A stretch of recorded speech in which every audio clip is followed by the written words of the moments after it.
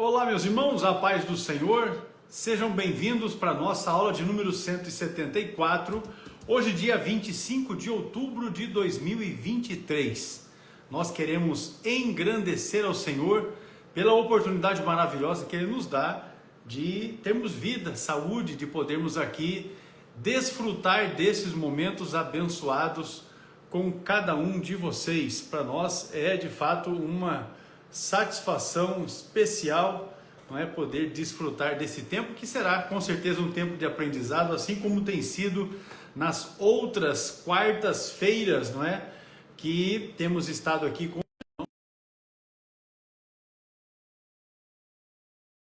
temos, não é, a nossa pauta para hoje com questões ligadas aos temas bíblicos, mas também, não é, alguns deles com uma ênfase na questão também escatológica. Muito bem, pastor, deixa eu já ajeitar aqui, ó, ficou joia. Muito bem, pastor Ciro. O resultado, pelo que eu estou vendo aí, está sendo muito positivo. Parabéns, não é? Os justos florescendo, né? Com certeza. Maravilha. Pai do Senhor, pastor Ciro, tudo jóia? Na bênção? O senhor, eu não sei se é sobre isso que você está falando, mas eu deduzi que sim, né? É sobre isso. Quando eu vi, estava realmente uma... A hora que eu vi, eu fiquei até surpreso da grande quantidade, né? Pois é, mas é assim mesmo. É desse jeito. Eu também experimentei uma quantidade muito grande a semana passada. Só que foi um revés, né? Deus me livre. Pois é, mas vamos ao que edifica, né? Porque isso aí... Vamos lá. Isso a nossa aí aula de hoje é a de número complicado. 174. É a aula de número 174. Hoje, 25 de outubro, eu já vi que o PA está ali com a gente. O PA é o genro do pastor Moisés Cecílio, lá de Silva Jardim. PA, seja bem-vindo. Isso, o PA vai começar a trabalhar com a gente.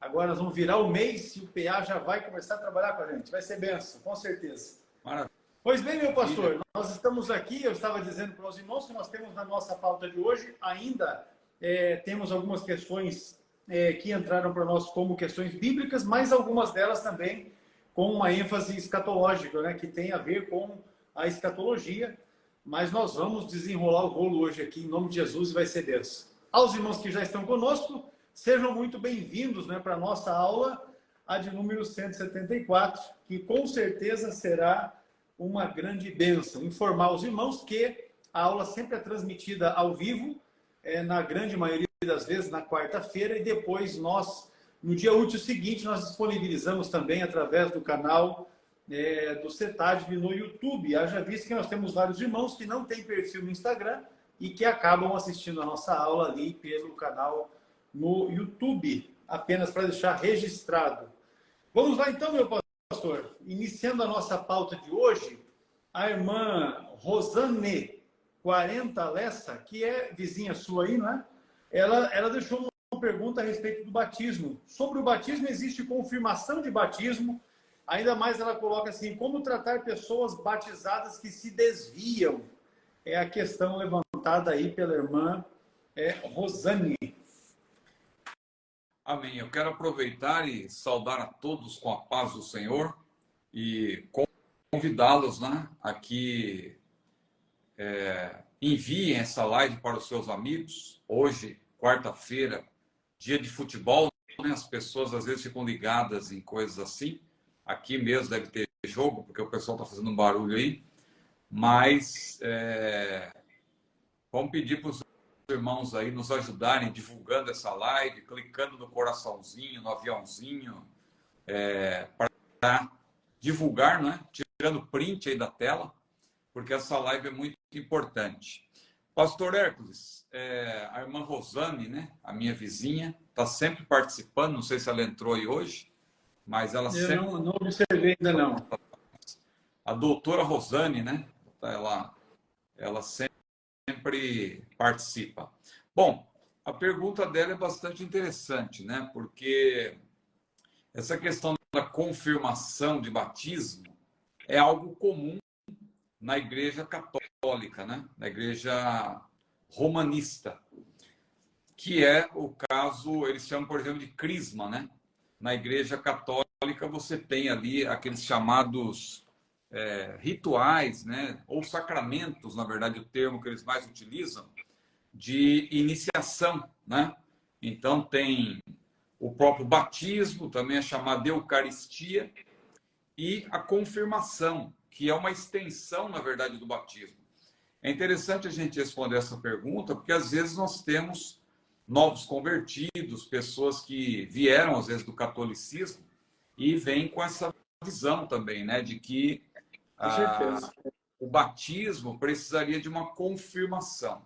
Porque na Igreja Católica funciona mais ou menos assim. Eu não quero me alongar, né, falando sobre essa doutrina ou esse sacramento, né, da Igreja Católica, mas a crisma, né, a confirmação do batismo, que é um prolongamento do próprio batismo, é, na verdade, uma unção com óleo, né?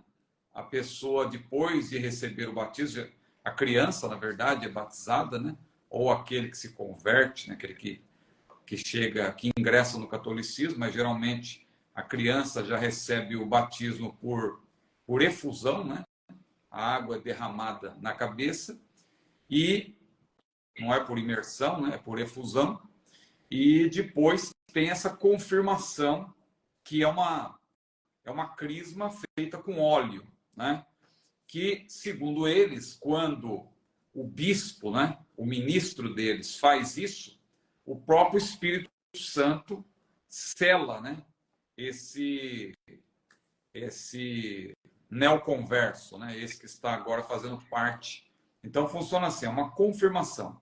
Agora, para nós que temos, é bom que se diga, não estamos querendo dizer que nós somos melhores do que ninguém, mas no que tange a fonte de autoridade, os evangélicos, de maneira geral, os pentecostais, eles se distinguem dos católicos no que tange a fonte primária de autoridade. Porque qual que é a nossa fonte primacial de autoridade? É a Bíblia. No caso dos católicos, não é a Bíblia, é a tradição papal.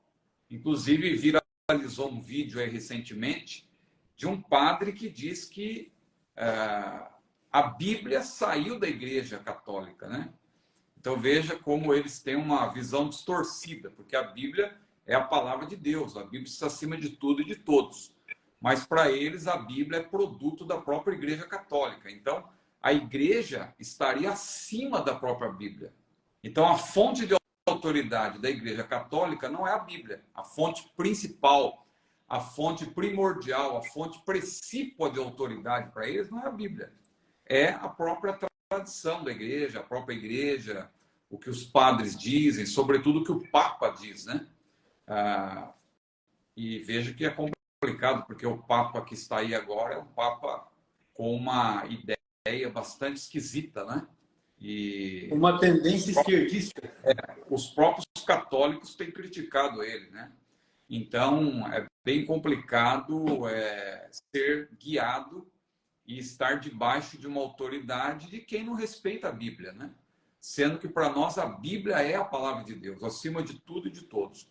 Então, segundo a Bíblia, o batismo em águas para nós, primeiro que ele não tem nada a ver com a salvação, né? Diretamente. O batismo, na verdade, é para quem já é salvo. Então, o batismo em água, o que é? É você, claro, não deixa de ser uma ordenança, né? É uma das ordenanças do Senhor Jesus. Jesus deixou pelo menos duas ordenanças. Tem o batismo e a ceia do Senhor. Então, quanto ao batismo, Jesus foi muito claro. Lá em Marcos, capítulo 16, versículo 15, ele disse: ide por todo o mundo, pregar o evangelho a toda criatura. Quem crer e for batizado será salvo, mas quem não crer será condenado. Veja como Jesus foi muito claro, né? Quem crer e for batizado será salvo. Aí depois, mas quem não crer será condenado. O que Jesus quis dizer? Primeiro que o batismo não salva, o batismo é para quem já é salvo, porque quem crer, e aí o batismo vem como uma consequência daquele que crer. Agora, quem não crer será condenado. Tem até o exemplo na Bíblia daquele infrator crucificado, né, que não teve tempo de ser batizado, mas foi salvo. Jesus falou: hoje estarás comigo no paraíso. Agora, isso aí tem, claro, é uma faca de dois gumes. Porque uma vez que a pessoa é salva, claro que ela deseja ser batizada, ela quer ser batizada, porque o batismo é também a maneira da pessoa confessar publicamente, tornar pública a sua fé. E o batismo tem um simbolismo todo especial, conforme é mencionado em Romanos capítulo 6, em que a pessoa, claro, morta para o pecado, ela é sepultada. Ou seja, a vida velha, o batismo significa o quê? Não é que isso acontece no momento do batismo, mas o batismo simboliza que a pessoa, ela morreu para o mundo, ela foi sepultada, ela morreu para o pecado, vamos dizer assim, né? Para a vida de pecado, e ela ressurge quando ela sai da água, por isso que é um batismo por imersão. A própria palavra batismo, no grego, significa mergulho, significa imersão, por isso que nós praticamos o batismo por imersão, e não por aspersão e nem por efusão, mas por imersão, porque a própria palavra batismo significa mergulho. Temos exemplos também na Bíblia. Jesus foi batizado por imersão, porque a Bíblia diz que saindo ele da água, né, ele estava dentro da água, saindo ele da água e orando ele, o Espírito Santo desceu sobre ele na forma corpórea, a forma de uma pomba. Os católicos até utilizam essa passagem para dizer que é preciso fazer a crisma, porque quando Jesus saiu da água, o Espírito desceu sobre ele. Então, eles se baseiam, inclusive, aí. Não é? Mas é importante, então, nós entendermos que o batismo é uma ordenança e também pode ser chamado de um selo, né? Um selo da fé. Porque por meio do batismo, a pessoa demonstra, não é, que ela é salva. Agora, é importante salientar também que nós não batizamos na Assembleia de Deus e nas igrejas evangélicas de maneira geral, nós não validamos o batismo de crianças. Claro, tem alguns segmentos aí que fazem isso. Começou a gritaria.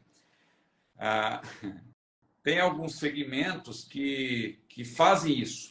Mas, de maneira geral, a igreja evangélica entende que não se deve batizar crianças, porque crianças que nós falamos são crianças que ainda não atingiram a fase da maturidade. Claro que há crianças que já entendem. Então, se elas puderem crer, porque Jesus falou, quem crer e for batizado. Então, para ser batizada, a pessoa precisa crer, ou seja, ela tem que ter discernimento, porque a crença, claro, ela é racional. A pessoa tem que saber no que ela crê. Paulo disse, eu sei em quem tenho crido. Então, para ser batizada, a pessoa precisa crer.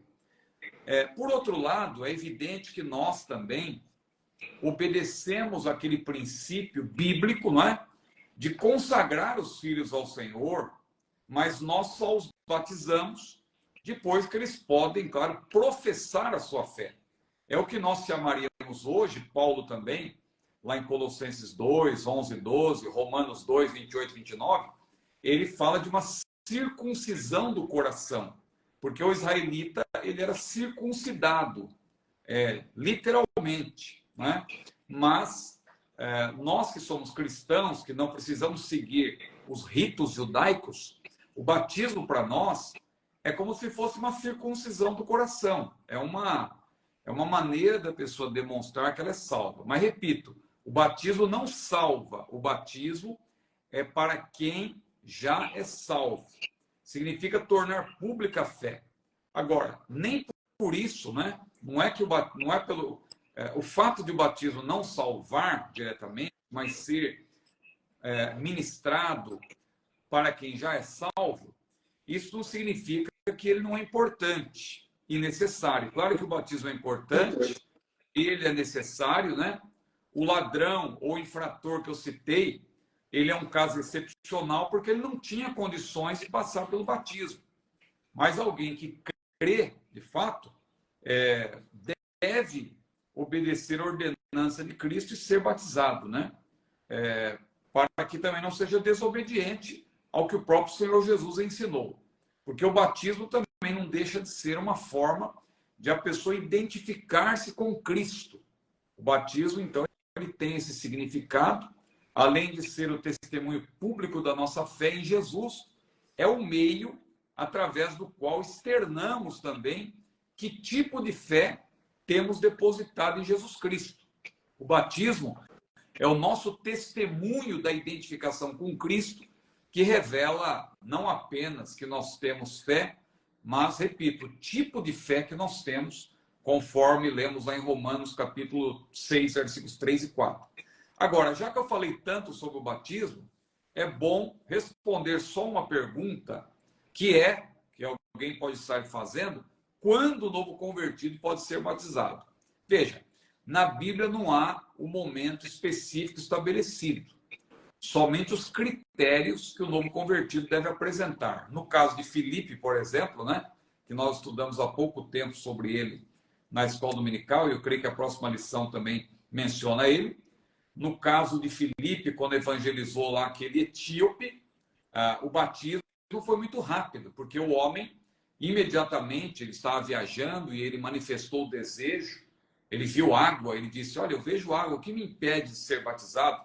Filipe certamente percebeu, pela conversa, que o homem já era uma pessoa piedosa, já conhecia a palavra de Deus, ele vinha lendo o livro do profeta Isaías, então não houve necessidade ali também de fazer qualquer tipo de discipulado.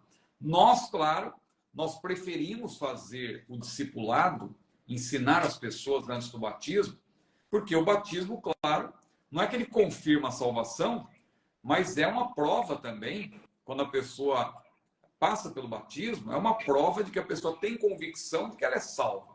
Porque já aconteceu, por exemplo, não precisa dizer onde aconteceu isso, mas eu já presenciei casos em que a pessoa estava na fila do batismo, estava com aquela roupa branca para ser batizada, e quando chegou diante do ministrante, do pastor que ia batizar a pessoa, o pastor olhou e verificou que havia uma guia, né? Aquela guia que é usada pelas pessoas que fazem parte dos cultos afro, né? Afro-brasileiros. E aí o pastor olhou e falou assim, isso aí, meu irmão, o que é isso aí? Desculpa a pergunta, mas aí a pessoa disse, isso aqui é para fechar meu corpo, né? Então veja que a pessoa estava na fila do batismo e essa pessoa, eu penso que ela sequer... Com prática é um bandista, né? Sequer ela conhecia a salvação, né? Então, por isso que é necessário fazer, a gente ministra o discipulado, durante um tempo a pessoa é ensinada, tem a classe dos novos convertidos, nas igrejas, geralmente, né? E só salientando o batismo, claro, sempre por imersão. Até o caso de Filipe, que eu também citei agora, foi o mesmo caso, né? Desceram ambos a água também lá, Atos capítulo 8, versículos 38 e 39. Só uma última ênfase, pastor X, para concluir, que a irmã Rosane pergunta como tratar as pessoas batizadas que se desviam. Veja, considerando o que eu falei, que o batismo não confirma a salvação, nós não precisamos desse tipo de crisma, desse tipo de confirmação, já que o batismo não é para confirmar a salvação, o batismo já para quem já... Aliás, o batismo é para quem já é salvo, não é? Ou seja, não existe uma segunda bênção para confirmar a salvação. Até o batismo no Espírito Santo nós pregamos como uma bênção subsequente, mas não é para confirmar a salvação. É um revestimento de poder.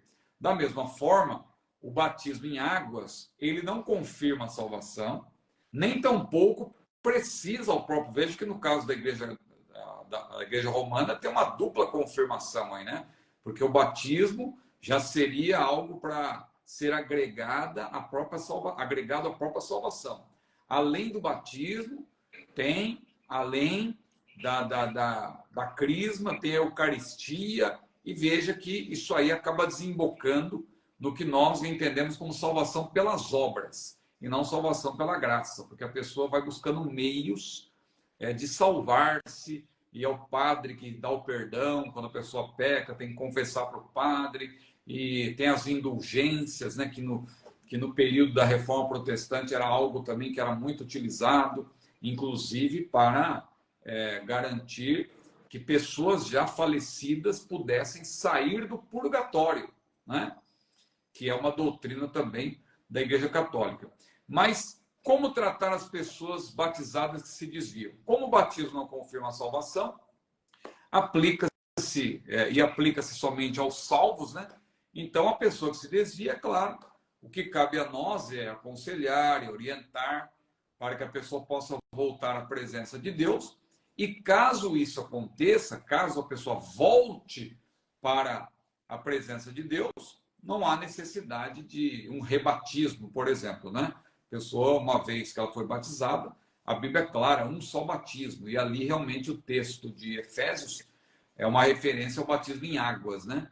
Então, não há necessário, claro, um só batismo correto, né? De acordo com a palavra de Deus. Porque às vezes a pessoa... Porque eu fui batizado 2 vezes.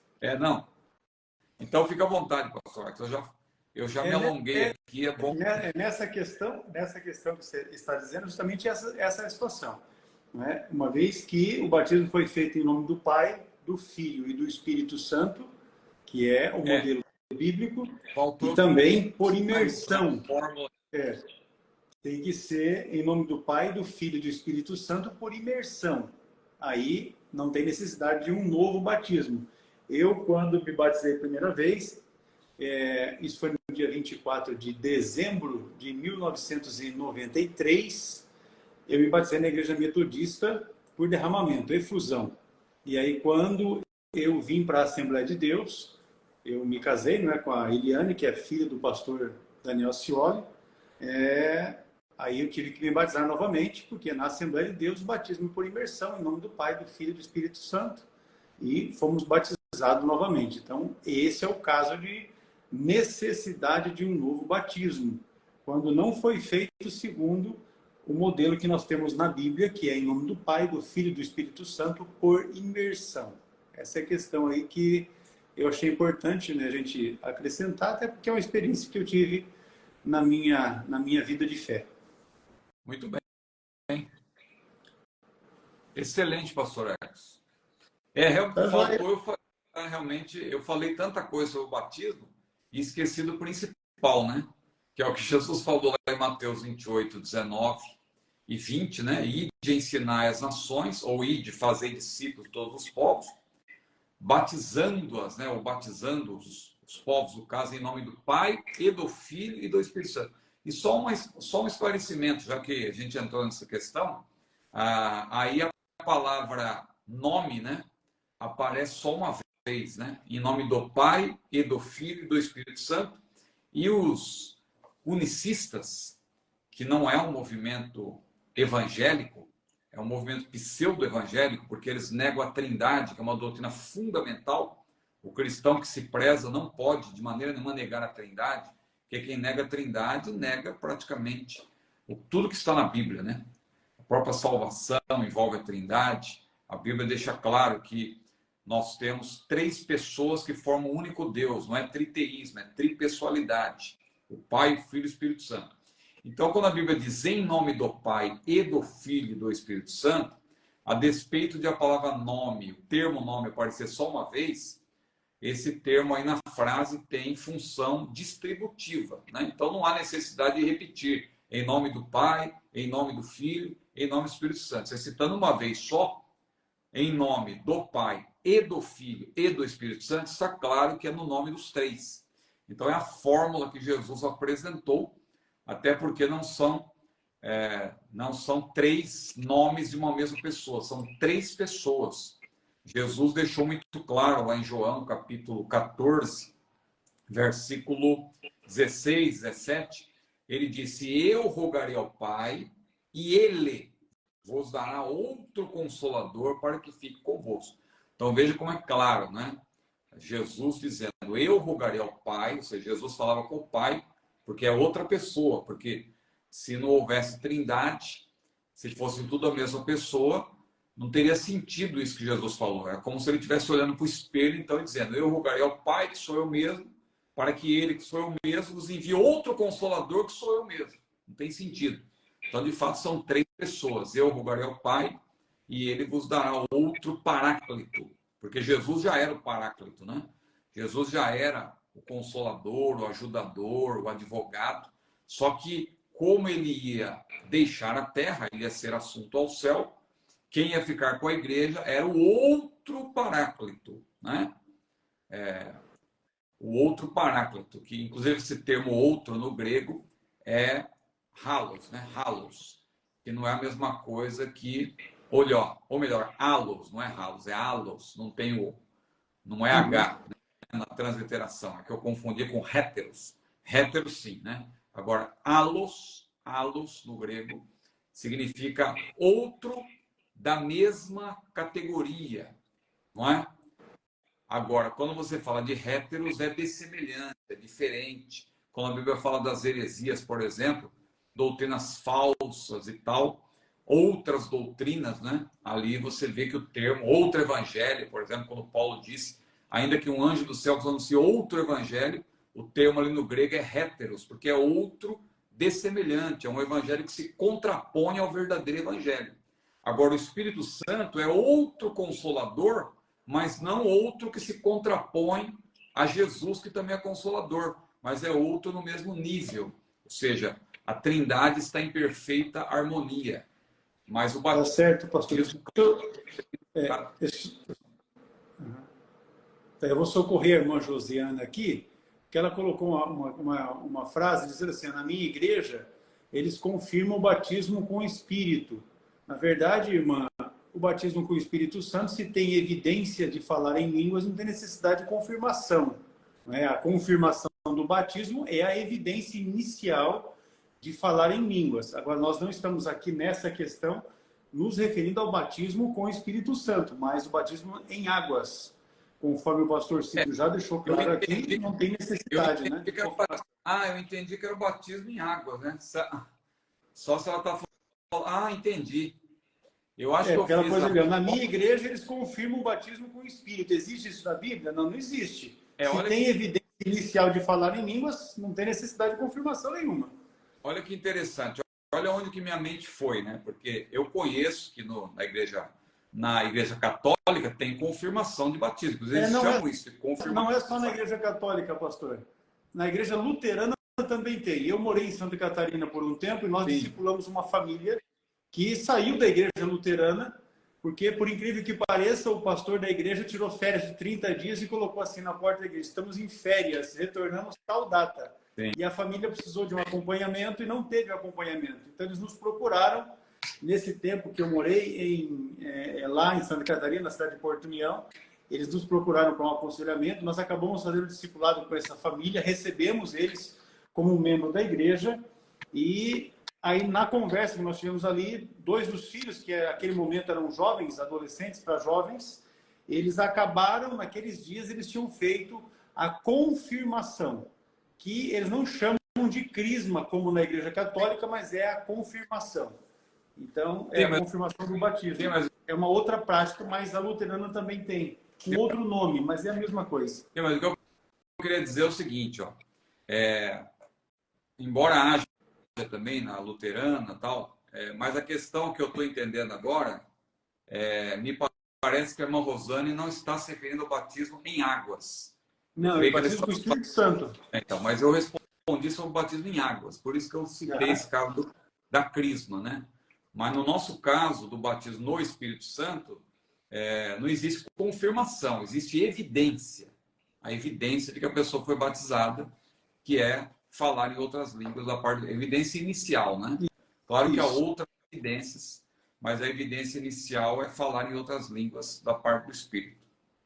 Muito bem, meu pastor. Acho que nessa questão ficou resolvida aí a pergunta levantada pela irmã. Eu acho que a gente abrangeu tanto o batismo em águas, esclarecendo, e também o próprio batismo no Espírito Santo, que é outro tipo de batismo, né? Que é uma outra realidade na vida espiritual. O nosso irmão Amilson, ele levantou a seguinte questão: a Terra será purificada para o milênio? No milênio a Terra vai ter um novo começo. Isso é certo, né? Vai haver, sim, vamos dizer assim, vai haver uma purificação gradual, até porque Satanás vai estar preso, não vai haver guerras. A Bíblia diz que vai haver longevidade, né? Não vai haver a ferocidade dos animais. Vai ter uma nova ordem, vamos dizer assim, de fato, né? Então, nós podemos dizer que no milênio a Terra vai ser um novo paraíso, vamos dizer assim, ou uma era áurea, porque toda a vida em seus aspectos científico, social, espiritual, vai fazer progressos impressionantes. Isso está claro quando a gente lê, especialmente o livro de Isaías. Isaías trata muito dessa questão, né? Isaías mostra que a terra inteira será renovada, incluindo-se a própria raça humana. Haverá paz e santidade, né? Conforme Isaías capítulo 11, versículos 6 a 9, Isaías capítulo 2, versículos 3 e 4. A Bíblia diz que todos conhecerão ao Senhor, ou seja, vai haver um progresso espiritual.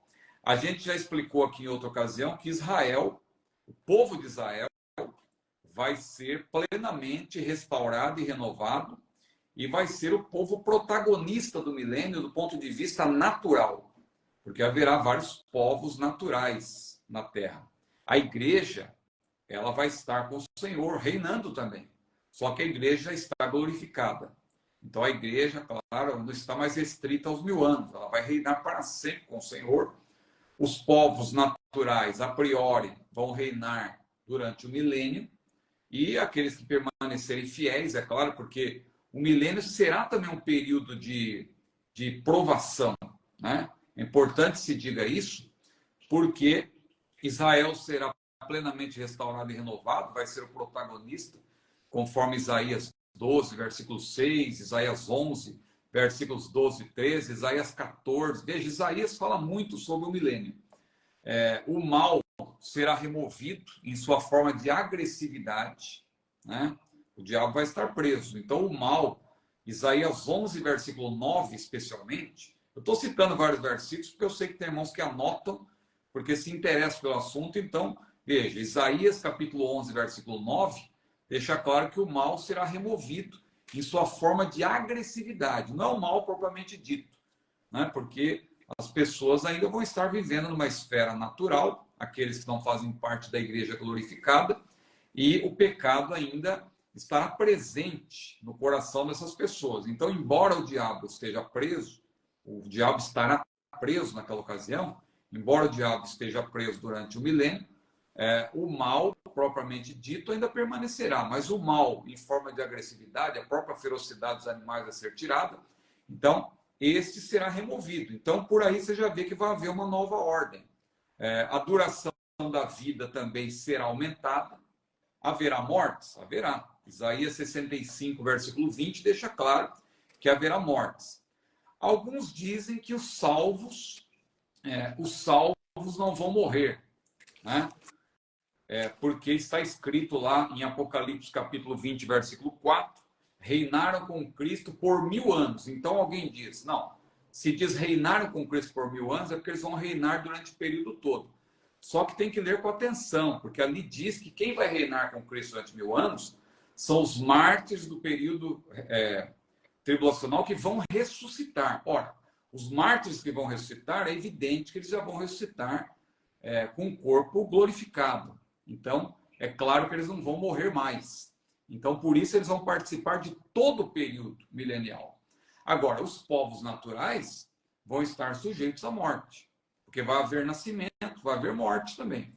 Então, alguns teólogos acreditam que os salvos que permanecerem fiéis até o fim não vão morrer, vão permanecer vivos durante todo o milênio. Eu não vejo essa garantia no texto sagrado, né? Eu vejo que vai haver morte. Então, haverá longevidade, mas há possibilidade de haver morte. Muitos tentam tirar essa possibilidade de morte aí justamente porque eles não querem admitir que os salvos que morrerem vão ter que ressuscitar. E aí, se terão que ressuscitar, a pergunta é quando? Porque a Bíblia não diz, né? Quando que os salvos que vierem a morrer no período do milênio vão ressuscitar. Mas eu não vejo problema nessa questão, porque eu entendo a primeira ressurreição não como um evento, mas sim como uma modalidade. E sendo uma modalidade de ressurreição dos justos, não importa onde ela aconteça, em que momento ela aconteça, ela contempla os vivos, os salvos em Cristo. A gente só sabe que ela não vai acontecer depois do milênio ou antes do juízo final, porque ali, de fato, é a ressurreição dos ímpios, né? Que a Bíblia chama de segunda ressurreição. Mas, sem querer me alongar mais, porque a pergunta do irmão é se a terra será purificada no milênio. Eu penso que sim, por tudo isso que eu já citei. Vai ser um período de teste, porque Apocalipse 20, versículos 7 a 10, deixa claro que depois o diabo será solto e vai enganar muita gente, claro, dentre os povos naturais. Será um período também de preparação para o estado eterno, porque é a última dispensação. Então, no milênio, a Terra não vai ser totalmente transformada como vai acontecer depois, porque só depois do milênio, lá em Apocalipse 21, capítulo 21 e capítulo 22, é que a Bíblia diz que Deus fará novos céus e nova terra. No milênio, não. No milênio vai haver uma nova ordem mundial, em todos os sentidos, né? Jesus vai estar reinando, uma nova ordem mundial, aqui o termo aplicado corretamente, né? Não como hoje é usado aí, as pessoas utilizam num sentido negativo, né? Mas no milênio é claro que Jesus vai mudar a ordem de tudo, porque ele vai estar no controle, a terra vai se encher do conhecimento do Senhor, os animais não serão ferozes, haverá um reino de paz, o mundo vai estar em paz, Jesus não vai permitir que haja guerras entre as nações, Jesus vai estar no controle de tudo. Então, claro, a terra ela vai ter uma purificação gradual, digamos assim, durante esses 1000 anos. Mas principalmente aí na esfera natural, embora haja também algumas questões sobrenaturais, claro, que precisamos considerar. A Bíblia diz lá em Ezequiel, né, que vão brotar águas debaixo do templo e que vão revitalizar toda aquela área ali do Mar Morto, aquela área do Arabá, né, como é chamada, que hoje ali as pessoas estão já vendo bolaines, né, e estão achando que a profecia já está se cumprindo. Aquilo ali é apenas uma amostra do que vai acontecer, porque segundo a profecia de Ezequiel, aquilo ali vai ser de fato totalmente revitalizado, vai haver muitos peixes, vai haver floresta em volta, então vai ser algo realmente sobrenatural, né, que vai acontecer pela ação de Deus.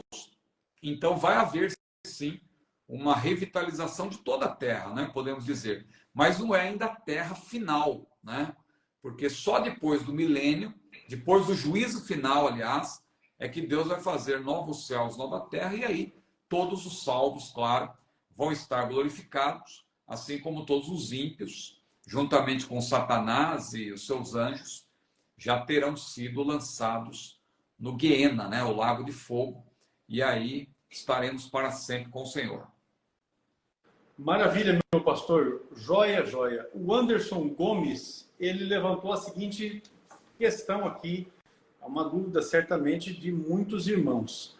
Se nosso corpo será como o de Cristo, teremos as mesmas sensações que os homens naqueles dias? Veja, fundamentalmente, o corpo que nós vamos ter, como o de Cristo, é no sentido de que é um corpo não mais sujeito, né, às leis da física, é um corpo diferente, é um corpo glorificado. Filipenses capítulo 3, versículos 20 e 21, a Bíblia diz que a nossa cidade está no céu, onde também esperamos o Senhor, o Salvador Jesus Cristo, que transformará o nosso corpo abatido em um corpo glorioso, semelhante ao corpo de Jesus. Então, Jesus, quando ressuscitou, ele não estava mais sujeito às leis da física, ele desaparecia aqui, aparecia em outro lugar, ele atravessava parede, portas fechadas, ele ia e voltava, né? Então, desaparecia num lugar, aparecia em outro, ou seja, ele não estava mais sujeito a essas leis. Então, já não é um corpo igual ao que nós temos hoje. Vai ser um corpo glorificado. A Bíblia diz em 1 Coríntios 15, né? Que aquilo que é mortal vai se revestir da imortalidade. Então, hoje nós temos um corpo mortal, um corpo corruptível, um corpo que se corrompe, né? O apóstolo Paulo, ele disse, ainda que o nosso homem exterior se corrompa, isto é, se deteriore, o nosso homem interior, contudo, se renova de dia em dia. Segundo aos Coríntios, capítulo 4, versículo 16, né? Mas, voltando para 1 Coríntios 15, a Bíblia diz que aquilo que é corruptível se revestirá da incorruptibilidade. Então, o nosso corpo será como o de Cristo nesse sentido. Não é mais um corpo sujeito às leis da natureza, é um corpo glorioso. Maravilha, meu pastor, tá joia. Eu estava no texto aqui de Coríntios. Vamos lá, o Augusto Alexandre, ele pergunta a respeito de quais são as profecias que faltam se cumprir antes do período tribulacional. Veja, a rigor, não falta mais não tem, aliás, vamos explicar melhor aqui. Existem várias profecias para se cumprir, né? Mas não existe nenhuma profecia que precise se cumprir para Jesus voltar. Por quê? Nós temos enfatizado aqui, batido na tecla, que o arrebatamento da igreja, que é um livramento do período tribulacional, o arrebatamento da igreja, ele é iminente. E a iminência, nós já temos dito aqui também que ela tem pelo menos 3 características. Quais são as 3 características da iminência? Primeiro, a certeza de que o arrebatamento pode acontecer a qualquer momento. Segundo, paradoxalmente, a incerteza do momento exato do arrebatamento, né? Ou seja, se nós temos a certeza de que o arrebatamento pode acontecer a qualquer momento, por outro lado, nós temos a incerteza do momento exato, porque Jesus falou, daquele dia e hora ninguém sabe. E em terceiro lugar, a ausência de sinais. Veja, há muitos sinais escatológicos, há muitos sinais de maneira geral, nós até cantamos, né? Tudo nos mostra que Cristo já volta, breve Jesus voltará. Claro que há sinais escatológicos, mas a iminência, ela, é claro, ela não pode ter sinais, porque não é iminência, senão não é iminência. A iminência significa, olha, Jesus pode chegar a qualquer momento, como foi nos dias de Noé, os homens comiam, bebiam, casavam e davam-se em casamento. Claro, Noé avisou, Noé era o pregoeiro da justiça, assim como a igreja hoje está avisando, Jesus voltará, Jesus pode voltar ainda hoje, Jesus pode voltar agora, esteja pronto, qualquer que tenha essa esperança, purifica-se a si mesmo. Por quê? Porque nós não sabemos o momento. Jesus falou, daquele dia e hora ninguém sabe. Vigiai, pois, se o pai de família soubesse que vigília da noite viria o ladrão, vigiaria e não deixaria o ladrão minar a sua casa. Então veja que o arrebatamento da igreja, ele é iminente. Ele pode acontecer a qualquer momento, sem qualquer sinal. Há pessoas que estão esperando sinais. Ah, não, Jesus só vai voltar quando o templo for construído. Enquanto o templo não estiver lá em Jerusalém, Jesus não pode voltar, porque o anticristo ele vai ter que ali fazer um pacto com muitos e tal, e por uma semana, ou seja, 7 anos, e na metade da semana ele vai quebrar esse pacto, ele vai romper esse acordo, e ele vai, então, profanar o templo. Isso é o abominável da desolação, que Jesus mencionou, citando a profecia de Daniel. Então, as pessoas ficam encontrando profecias e querendo que haja o cumprimento de alguma profecia que diga, ó, agora sim, olha lá, Israel está cercado. Israel está cercado. Veja, nós já tivemos ao longo do tempo, só falando do século passado. O que nós tivemos no século passado? Além das pestes, né, que aconteceram, né? aquela gripe espanhola, né, que foi algo terrível também. Agora, recentemente, tivemos também a Covid-19. Mas falando em guerras, tivemos a Primeira Guerra Mundial entre 1914 e 1918. Tivemos a Segunda Guerra Mundial entre 1939 e 1945. Tivemos a criação do Estado de Israel em 1948. Tivemos a Guerra da Independência de Israel em 48, a Guerra dos 6 Dias em 67, a Guerra do Yom Kippur em 73. Tivemos a Guerra Fria entre Estados Unidos e ex-União Soviética, né? Tivemos a formação do bloco ali europeu, daquelas nações. Então, tudo isso que ia acontecendo, as pessoas iam tentando prever, estabelecer, e autores que já foram mais além, estabeleceram datas. Teve um teólogo americano chamado Edgar Whisenant, era um engenheiro, né, inclusive, que ele escreveu um livro, 1988, né? E ele deu esse título dizendo que Jesus ia voltar em 1988. Aí ele fez uns cálculos mirabolantes, Jesus não veio, ele vendeu 4 milhões de livros, e as pessoas tudo acreditando. Aí, como Jesus não veio, o que ele fez? Ele alegou que ele errou os cálculos, lançou mais um livro, chamado 1989, dizendo que os cálculos que ele fez para 88, na verdade, é para 89, vendeu mais alguns milhões de livros, ficou milionário, né? Então, isso é para dar, e Jesus não veio, só para dar uma demonstração de como as pessoas, elas se deixam levar pela escatologia especulativa. O tempo todo, a gente vê vídeos, e as pessoas, e na semana passada a gente até respondeu uma pergunta aqui, e eu peço até desculpa se eu pareci indelicado quando eu falei aquilo, é porque eu vejo tantas coisas assim, essas coisas assim, exageradas e tal. Agora está acontecendo essa guerra lá em Israel, e as pessoas estão achando, não, agora Jesus vem. Aí se Jesus não vier, aí passa um tempão, então, e aí é o que acontece que Pedro falou, né? Lá em 2 Pedro, capítulo 3, que muitos diriam, muitos escarnecedores, onde está a promessa da sua vinda?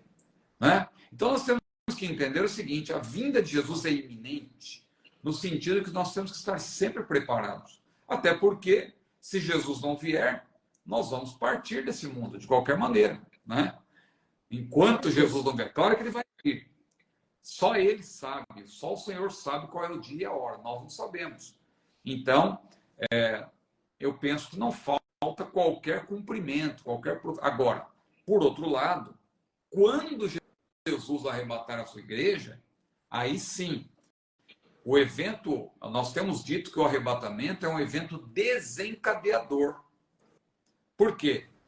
O arrebatamento, ele dá o start no calendário profético. Tudo que Deus estabeleceu, por isso que eu digo que o que acontece hoje é apenas uma amostra. Deus dá algumas amostras para calar os incrédulos.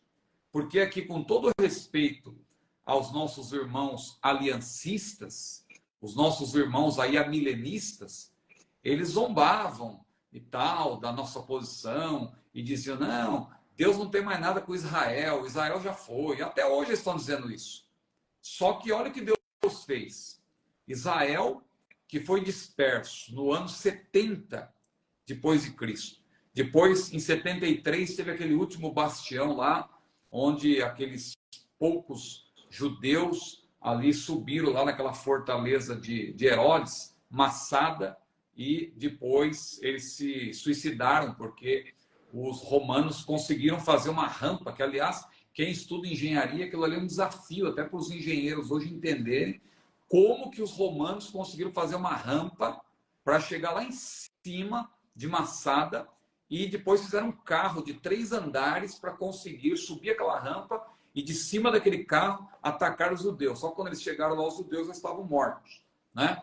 Depois, em 132, 134, ali nesse período, houve ali também uma última revolta, e o imperador Adriano, ele acabou não somente ele não somente venceu os judeus de uma vez por todas, ali os judeus foram espalhados, muitos foram mortos, como também ele quis apagar qualquer memória. Ele colocou em Jerusalém outro nome. Ele batizou Jerusalém de Aélia... Palestina. Fugiu o segundo nome. Como? Não, Palestina. Não, Palestina ele deu para a terra de Israel, né? Porque o que ele quis fazer? Toda a terra de Israel ele chamou de Palestina, que tem a ver com os filisteus, que eram os piores inimigos de Israel, né? Inimigos históricos de Israel e tal. Então, Adriano, para zombar dos judeus, para envergonhá-los e tal, resolveu dar a toda a terra de Israel esse nome. Só que Jerusalém ele chamou de Aélia, fugiu agora o segundo nome, que é um nome, era outro nome que ele quis dar também. Só que depois, com o tempo, Jerusalém acabou voltando a ser o nome da cidade, mas Palestina ficou, né? Por isso que hoje alguém pensa que os palestinos são os filisteus, mas na verdade os palestinos são vários povos árabes que foram ocupando aquela área ao longo dos séculos. Depois, entre 1517 e 1917, 400 anos, houve também ali o domínio otomano, né, dos turcos e tal. E só depois, a partir de 1918, que a Palestina ficou sob o mandato britânico, né? Aí que começou aqueles esforços para a criação de um Estado judeu e um Estado árabe dentro da terra de Israel.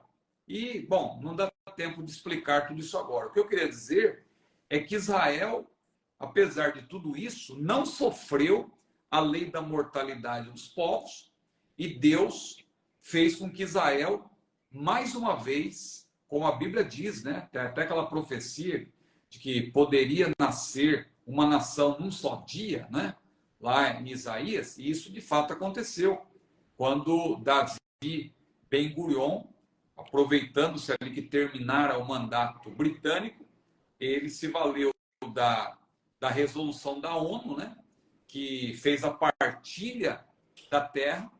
Os árabes não quiseram aceitar, mas os judeus se aproveitaram e criaram o seu Estado.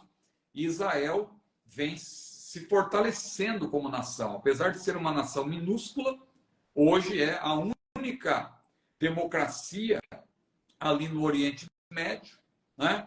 E é uma potência, né? É uma potência e que tem resistido ali os inimigos figadais que estão em volta, tentando destruir Israel de toda maneira. Mas isso aí é só uma amostra, uma amostra. Veja, a profecia de Ezequiel 37, quando ela se cumprir na íntegra, e isso vai ser depois do arrebatamento, aí sim vai haver a restauração nacional, que já aconteceu, né? Bom que se diga, mas tem também a restauração espiritual. Aí é o cumprimento pleno da profecia, e isso está guardado para depois do arrebatamento. Por isso que a gente diz que o arrebatamento é um evento desencadeador. Havendo o arrebatamento, todas as outras profecias vão começar a se cumprir, inclusive a profecia sobre o período tribulacional. Claro que pode haver um intervalo aí, né? A igreja vai ser arrebatada, e não quer dizer que no minuto seguinte começa a contagem dos 7 anos, né?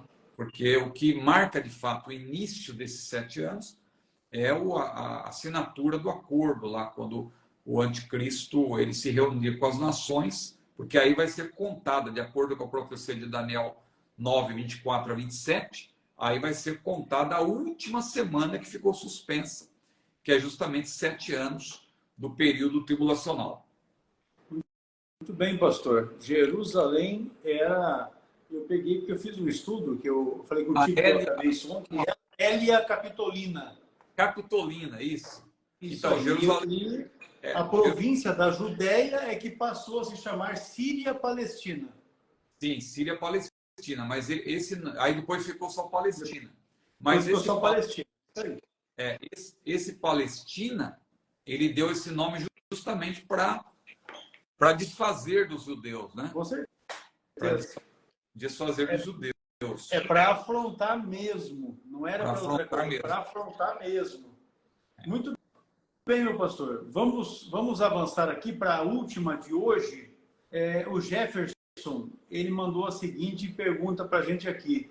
Como entender o milênio? Essa é uma pergunta também, uma dúvida que o pessoal sempre apresenta, não é? Em que pessoas glorificadas vão viver com pessoas de povos naturais. A Bíblia, o que a Bíblia nos informa é que, de fato, nós vamos reinar com Cristo por 1000 anos. A Bíblia diz que aqueles que fazem parte da primeira ressurreição vão reinar com Cristo por 1000 anos. Está lá em Apocalipse, capítulo 20.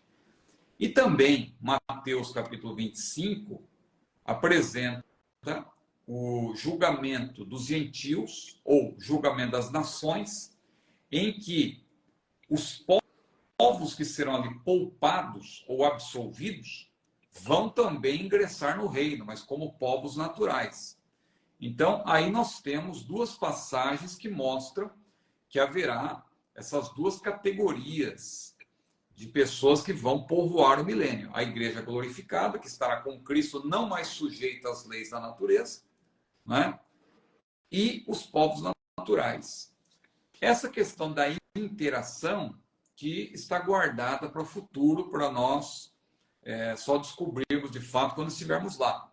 É aquilo que Paulo falou em Romanos 8,18, que as aflições desse tempo presente não são para comparar com a glória que nós há de ser revelada. Então isso aí é algo que vai ser revelado, mas que de fato haverá no período milenial. Tanto a igreja glorificada, que não está mais sujeita às leis da física, terá um corpo semelhante ao de Jesus, como também os povos naturais, tendo Israel como povo protagonista. A sequência dos eventos que está lá em Apocalipse 19, versículo 11, até o capítulo 20, versículo 7, deixa claro que a igreja que está no céu durante o período tribulacional, ela desce com Jesus do fim do período tribulacional para a implantação do reino milenar. Então, se a igreja desce com ele, porque a igreja ela está participando, ela estará participando ativamente. Agora, por que haverá pessoas glorificadas e povos naturais? Porque os gentios, repito, poupados no julgamento das nações, que está lá em Mateus 25, a partir do versículo 30, eles, juntamente com o remanescente israelita, eles vão povoar a terra no milênio, vai se cumprir, porque aquelas profecias sobre o milênio que estão em Isaías e também Ezequiel, capítulos 40 a 48, aquilo ali tem um cumprimento literal, né? Aquilo ali não cabe a nós querer espiritualizar. Nós temos irmãos de outra tradição, os amilenistas, os aliancistas de maneira geral, eles espiritualizam aquilo ali a bel prazer, né? Nós não temos permissão para isso, porque tem algumas dificuldades ali, ali fala de sacrifícios e tal, então o templo novamente reconstruído, mas está escrito, não cabe a nós querer espiritualizar, né? Só para ajustar ao nosso sistema de interpretação. Não, está escrito lá. E outra coisa, é uma questão de coerência. É uma questão de coerência. As profecias sobre a primeira vinda de Jesus se cumpriram literalmente. Agora, por que as profecias, de acordo com a segunda vinda, vão se cumprir espiritualmente? Não tem coerência, né? Você tem que interpretar a Bíblia de forma coerente. O que era mais difícil de acontecer, aliás, já aconteceu, que foi o próprio Deus se fazer homem e habitar entre nós. O Verbo se fez carne e habitou entre nós. Que era algo mais difícil, impossível do ponto de vista humano de acontecer, já aconteceu. Agora, o restante aí é com Deus. Deus vai cumprir. Deus prometeu, está na sua palavra, e vamos aguardar o cumprimento. Então, pela coerência da interpretação da Bíblia, não tem como escapar, né? Não tem como escapar dessa ideia clara de que haverá dois povos no milênio. A igreja, que já estará glorificada, porque nós vamos ser glorificados no arrebatamento. E o arrebatamento é antes do milênio. O arrebatamento é antes do milênio. Isso não há dúvida nenhuma. E João viu a igreja no céu. E Apocalipse 19 mostra Jesus descendo com a igreja para implantar o milênio na terra. Então, a igreja vai estar glorificada estaremos para sempre com o Senhor, diz a Bíblia, então a igreja vai estar com o Senhor no milênio. Ele vai reinar. E haverá povos naturais na terra que vão reinar por 1000 anos também. Vão Muito bem. participar do reinado por 1000 anos. Maravilha. Deixa eu deixar aqui para os irmãos. Sobre a interação é que nós temos que esperar, porque Jesus interagiu, né? Não vai ser nada assim para causar tanto espanto, porque Jesus, após ressuscitar, ele interagiu, ele até comeu peixe com seus discípulos. Não precisava comer, mas para demonstrar que era ele mesmo, ele comeu peixe com seus discípulos, né? E interagiu com eles. Então, essa interação, ela é possível. Nós não sabemos se ela vai acontecer o tempo todo e tal. Por exemplo, os anjos existem. Os anjos estão entre nós. Agora, os anjos estão aparecendo toda hora para nós aqui. Então, veja, a igreja vai reinar com Cristo. Agora, toda hora vai haver alguma interação? Isso que a gente não sabe, nós temos que esperar. Mas olha aí, meus irmãos, os contatos para fazer o curso Perguntas Escatológicas. Isso aí. Este aqui, olha aí. Que esclarece, né? Esse material é um material esclarecedor para aqueles que querem se aprofundar nessas questões que estão ligadas à escatologia. É importante, às vezes os irmãos entram aqui na nossa live, né? Nessas aulas, e perguntam o que é o CETADB. O CETADB é o Centro Educacional Teológico das Assembleias de Deus do Brasil, que é uma escola, né? Nós somos uma escola e a nossa proposta é ensino. Nós trabalhamos com ensino à distância, né? Individualmente à distância, ou através de formação de núcleos nas igrejas. Então, você pode tomar nota aqui, ó, dos nossos contatos, telefone fixo, nosso WhatsApp, e-mail, site e as nossas redes sociais. Tire um print da tela e aí você pode nos chamar para tirar suas dúvidas a respeito de como você consegue estar realizando os cursos. Lembrando que esse material aqui de escatologia, perguntas escatológicas, é um material que o próprio pastor Ciro, quem produziu esse material para este curso específico sobre escatologia bíblica. Maravilha. Pastor Ciro, o senhor está com a oportunidade para suas considerações finais e nós vamos encerrar a nossa aula de hoje. Deixa eu só dizer aqui, nós temos uma irmã que está aqui, a Isabel. Depois eu vou passar para ti, irmã, informações a respeito de como a irmã procurar uma igreja que seja sadia, saudável, onde haja pessoas honestas, não é, que não vai explorar a sua fé. Eu vou dar essa orientação para que a irmã possa procurar uma igreja para servir a Deus. Com certeza a irmã vai encontrar aí bem próximo da sua casa e vai conseguir identificar essa igreja. Pastor Ciro. Eu queria só aproveitar essa oportunidade para fazer um pequeno esclarecimento. Claro que talvez nem seja necessário, que os irmãos já perceberam. Eu não tenho falado mais sobre aquela nossa viagem para Israel em 2025 por conta do que está acontecendo lá. Eu creio que essa situação vai se normalizar em breve, se Deus quiser, mas peço que os irmãos orem, né, para que, se for da vontade de Deus, nós possamos juntos, né, em junho de 2025, ir à Terra Santa. Se não, a Deus pertence todas as coisas, né? Pastor Hercules, eu quero agradecer pela oportunidade e que Deus abençoe a todos, em nome de Jesus. Maravilha a cada um dos irmãos e irmãs que estiveram conosco nessa aula. O nosso desejo é que Deus continue abençoando a vossa vida. Quarta-feira próxima tem mais, dia 1º de novembro. Olha aí. Já vamos caminhando, né, para o final do ano de 2023. Quem está esperando a melhor oportunidade para semear não vai colher, porque o tempo está passando, é tempo de semear. Olha, verdade. Deus abençoe os irmãos. Quarta-feira tem mais. Saudação aí, pastor Ciro, para toda a sua família e também vamos orar para que haja paz em Rio de Janeiro. Porque Israel precisa de paz e o Rio de Janeiro da mesma forma. O Rio está mais calmo aí, mas tivemos alguns dias difíceis, porque me parece que fizeram tudo aquilo para que houvesse uma fuga aí de um chefão aí, né? Mas azedou, né? Mas agora, graças a Deus, hoje já foi bem mais calmo, né? Maravilha. As coisas se normalizam, a tendência é essa daí. Muito bem. Deus abençoe a todos. A paz do Senhor, meus irmãos. Até a próxima. Quarta-feira estamos juntos. Amém.